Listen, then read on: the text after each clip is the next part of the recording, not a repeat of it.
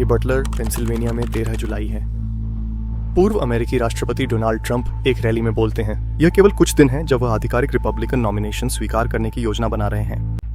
वह अपने भाषण में कुछ ही मिनटों में थे जब गोलियां चलीं।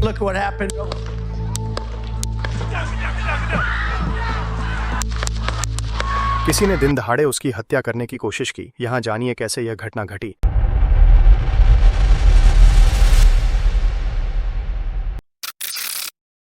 जब तक यह वीडियो पब्लिश होगा तब तक नए विवरण सामने आ सकते हैं। यह एक गर्म, उमस भरी शुरुआती शाम है जब हजारों लोग यहां ट्रंप को देखने के लिए इकट्ठा हुए हैं। पेंसिल्वेनिया उन 6 महत्वपूर्ण स्विंग राज्यों में से एक है जो अगले राष्ट्रपति चुनाव में जीत सुनिश्चित करने में मदद करेंगे। बटलर का झुकाव भारी रूप से रिपब्लिकन की ओर है और यह एक नीला कॉलर शहर है। This is a big crowd. This is a big, beautiful crowd. वह समर्थकों से घिरा हुआ है। अधिकांश लोग मंच के सामने बैठे या खड़े हैं। कुछ लोग ब्लीचर्स पर बैठे हैं, केंद्र, बाएं और दाएं। ट्रंप के सपोर्ट स्टाफ और सिक्योरिटी, जिसमें सीक्रेट सर्विस एजेंट शामिल हैं, मंच के ठीक पास हैं। उसके पीछे 3 बड़े बिल्डिंग्स हैं। सबसे लेफ्ट ओर और सबसे राइट ओर के बिल्डिंग की छत पर सीक्रेट सर्विस के स्नाइपर्स हैं। वे लगातार आसपास के सराउंडिंग्स को स्कैन कर रहे हैं खतरों की तलाश में। उन्हें इस वीडियो में देखा जा सकता है जो एक क्राउड के मेंबर द्वारा फिल्माया गया है। Hello Butler and hello to Pennsylvania. I'm thrilled to be back. Trump अपनी भाषण की शुरुआत करता है। सब कुछ सामान्य लगता है। वह राइट में मुड़ते हैं और सीमा पार करने के आंकड़े दिखाने वाले चार्ट की ओर इशारा करता है। उसी समय भीड़ में कई लोग पास की इमारत की छत पर बंदूक लिए एक आदमी को देखते हैं। It's too late. Take a look what happened. अचानक गोलियां चलने लगी। एक तो कैमरे में कैद हो जाता है। एक और इमारत मंच से लगभग 400 फीट या 120 मीटर उत्तर में यहां से छत पर से गोलियां चल रही हैं। बंदूकधारी 20 वर्षीय थॉमस मैथ्यू क्रूक्स है। वह एक AR-15 सेमी ऑटोमेटिक राइफल से लैस है। यह बंदूक उसके पिता द्वारा कानूनी रूप से खरीदी गई थी। पहले उसने जाहिर तौर पर 3 गोलियों की एक राउंड फायर की। Take a look what happened.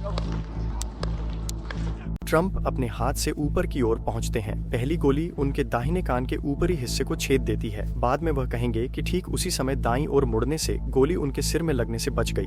वह पोडियम के पीछे झुक जाते हैं और पहली गोली के 3 से 4 सेकंड के भीतर सीक्रेट सर्विस एजेंट पूर्व राष्ट्रपति को घेर लेते हैं और अपने शरीर से उन्हें ढाल बना लेते हैं। क्रूक्स फिर से गोलीबारी करता है। तुरंत ही 5 और गोलियां चलाता है।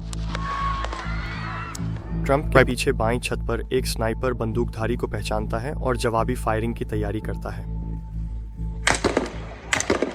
कुछ रिपोर्टों में कहा गया है कि इन स्नाइपर्स ने क्रूक्स को मार गिराया, जबकि सीक्रेट सर्विस ने पुष्टि की कि उसके कर्मियों ने शूटर को निष्क्रिय कर दिया। हम इस बात की पुष्टि नहीं कर सकते कि वास्तव में ये वही विशेष एजेंट थे।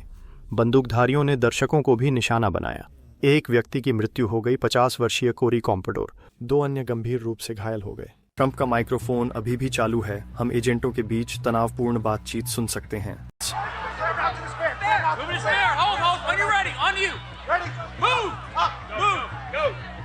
क्रूक्स ने गोलीबारी शुरू करने के 42 सेकंड बाद उन्होंने पुष्टि की कि शूटर नीचे है।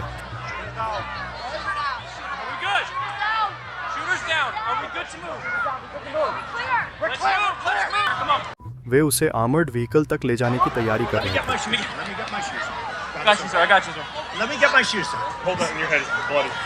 So we gotta move to the bus. Move to the bus. Let me get my shoes. Okay, my shoes down. My shoes. Watch out. Wait.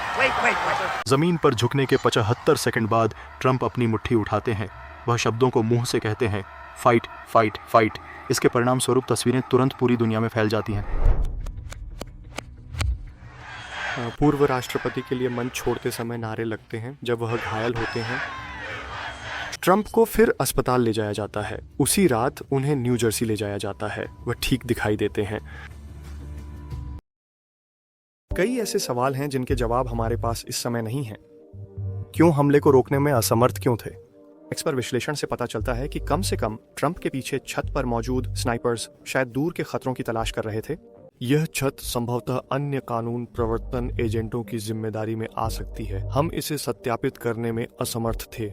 हमारे लोग इस इमारत पर क्यों नहीं चढ़ सके? क्रूक्स का मकसद क्या था? पेंसिल्वेनिया के सार्वजनिक अदालत के रिकॉर्ड में बंदूकधारी का कोई आपराधिक इतिहास नहीं था। न्यूयॉर्क टाइम्स ने क्रूक्स के लिए एक मतदाता पंजीकरण रिकॉर्ड पाया। यह दिखाता है कि वह रिपब्लिकन के रूप में पंजीकृत था। उन्होंने यह भी पाया कि उसने 2021 में एक डेमोक्रेटिक दान मंच के माध्यम से एक उदार मतदाता टर्नआउट समूह को $15 का दान दिया था। वह एक रसोई कर्मचारी था और एक स्थानीय शूटिंग क्लब का सदस्य था। FBI ने उसकी कार और घर में संदिग्ध उपकरण पाए। इस रिकॉर्डिंग के समय एजेंसी द्वारा उनका मूल्यांकन किया जा रहा है। जांच जारी है और हर मिनट नई जानकारी प्रकाशित हो रही है। राष्ट्रपति बाइडेन और दुनिया भर के विभिन्न नेताओं ने हमले और राजनीतिक हिंसा की निंदा की। ट्रंप की तस्वीर खून से लथपथ लेकिन दृढ़ अमेरिकी ध्वज के सामने उठी हुई मुट्ठी के साथ निश्चित रूप से उनके पुनः चुनाव अभियान में एक शक्तिशाली प्रतीक बन गई।